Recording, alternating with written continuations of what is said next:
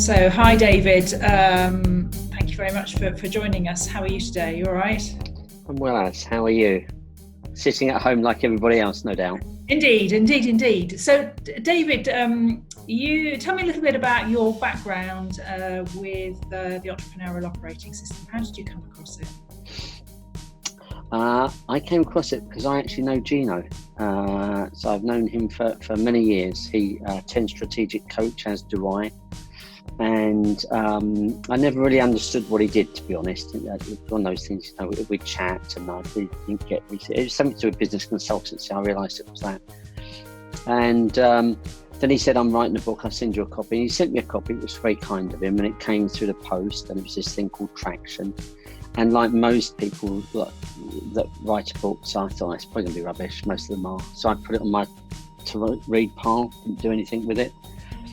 And then maybe, I would say probably 18 months later, I was talking to my wife who has her own PR company.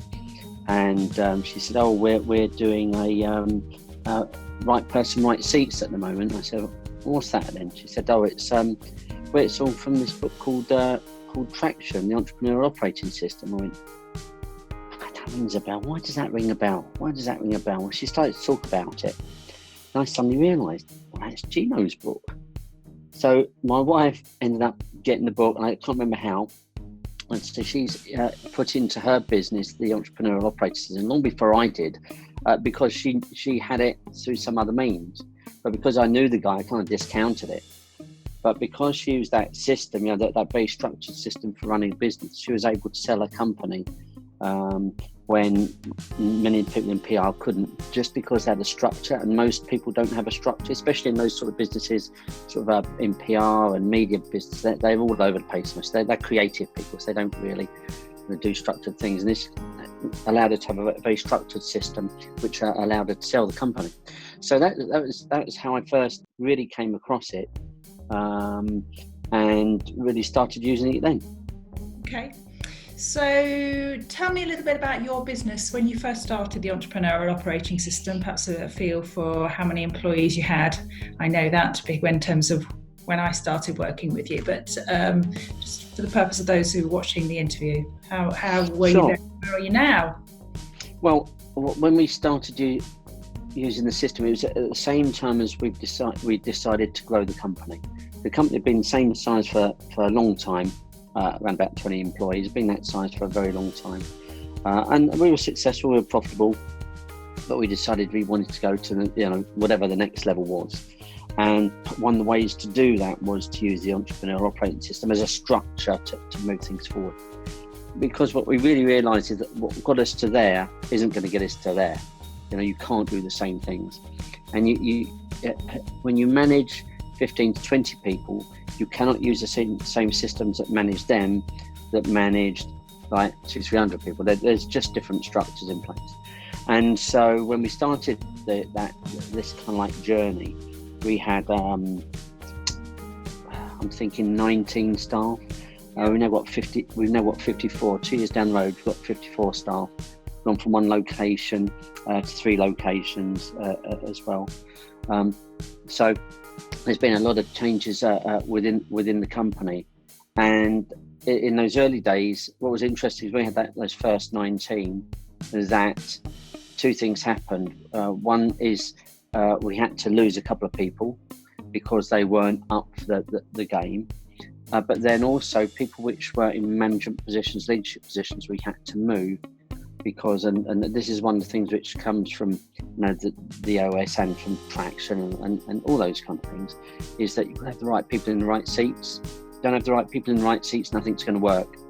And that was the overriding thing that we got. Certainly when we started working with you, was to say, okay, here's who we've got, this is what we need, who can fill those boxes, and then where do we have people? We don't have people that can fill those boxes, sit in those seats, that kind of stuff.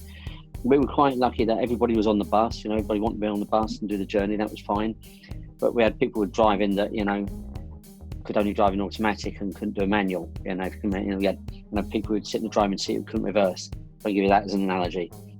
And so it allowed us to make those changes, but more importantly, it allowed people to realise themselves where there were limitations. Yeah. Because what the EOS does is it's in my experience, and I've seen it in a number of companies now, is you see that it allows people to come to the conclusion that their seat is not for them, or they should be doing something else. And so that helped radically change the way that we do things by just putting the right people in the right seats. Mm-hmm. So if we roll forward to the more challenging times that we've got at the moment, how would you say the fact that you've implemented EOS, and you've implemented it really well, how's it helped you in the last few weeks? What with what's happening out in the craziness of the world, yeah? Well, it's interesting, isn't it? I was speaking to someone else who runs a company in my Vestige group, and they were saying, we can't put EOS on hold and that kind of stuff. And I said, well, why are you doing that? And he said, well, it's just something else. I said, but it's the perfect system to manage what's a difficult time. Why on earth haven't you not just continued with it, you should be surging ahead with it, because it allows you to structure the business so you can get over any humps that come along. All you're doing is going back to the same old bad old stuff that you've always done. Yeah. Whereas what this does is this gives you tools and strategies and structures that allows you to push through. So best example I can give, well, two examples actually. Last Monday we had our offsite, our quarterly offsite pulse. Now of course we're all offsite anyway. So we did our the quarterly pulse meetings. So we did that. We did it via Teams, and so that was we ran that from 8 in the morning till 4 in the afternoon on Teams, in 40-minute chunks. But we followed the structure of the quarterly pulse exactly the same, and it allowed us to stay on track, whereas previously you'd go all over the place. It's very easy to get wound up in tactics, but it allows us to focus on the strategy, because that's what that quarterly pulse does. But that works because you're doing the weekly level 10 meeting. Mm-hmm. And in our business, we have the leadership level 10, then the operations level 10, then the management level 10, and so it all kind of like bubbles down. So everyone's in some form of level 10, depending where they are in the scale.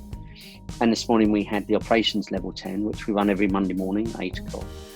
And we had one issue on it, because we are so structured in following through the system, following through the issues. You don't get repeat issues. If you do your level 10 properly, by the time you do your to-do list, by the time you follow it up the following week, you can't keep repeated issues. So we had one issue, and it allowed us to cut to the chase really, really quickly, yet more importantly, stay really focused through use of a scorecard.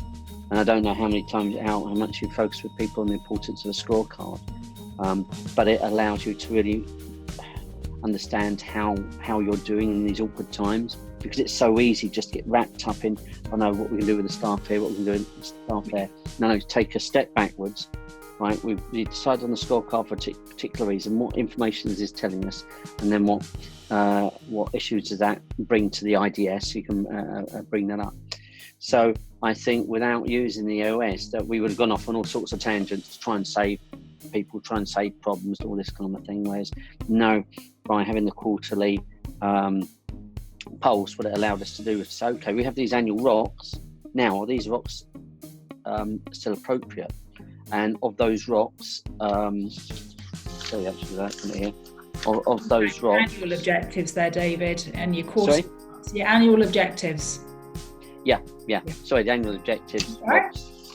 Whatever language you want to call them. You're doing good. There we go. So of the 13 that we had, we said that 8 were still appropriate. 5 were no longer appropriate because of what's happened in the world. Yeah. And so then that allowed us to design 2 replacements for that. So we still have the annual objectives, but some have morphed a little bit. But again, it gives us total clarity in that these are what they're going to be and why we're doing them. So we're able to say, right, if this is going to be the objectives that we're working on, then what have we got to do over the next quarter to achieve those?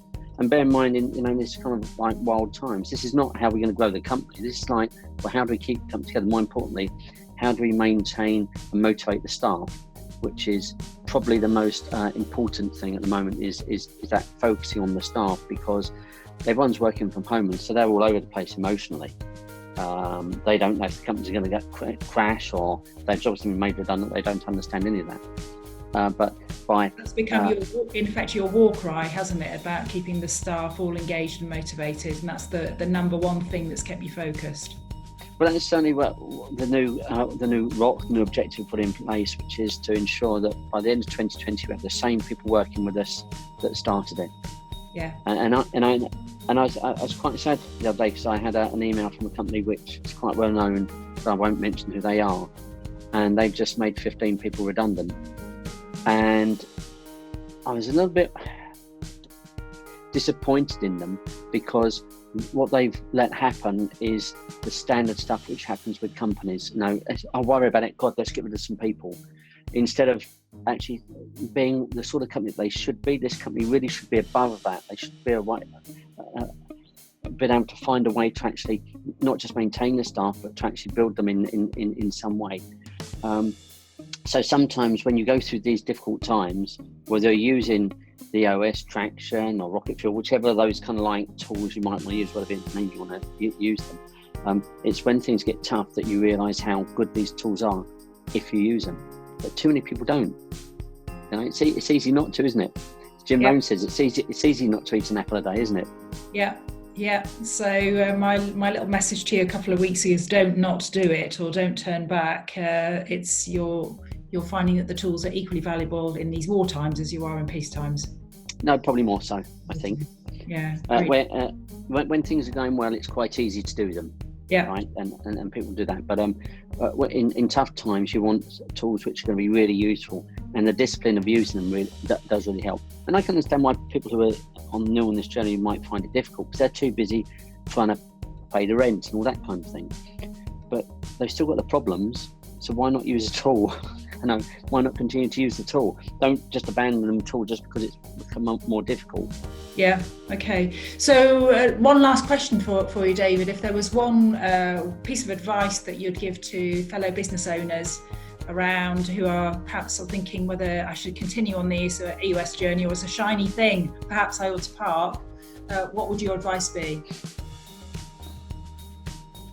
Well, clearly the advice is, you can stop using the EOS and make other mistakes too. I just don't see why you'd actually do that. It just makes no sense to me. If EOS is going to work within your company, it's got to work within the company. That's in good times, bad, and it's going to be so much better for you in the bad times. So I can't see any reason why people wouldn't really.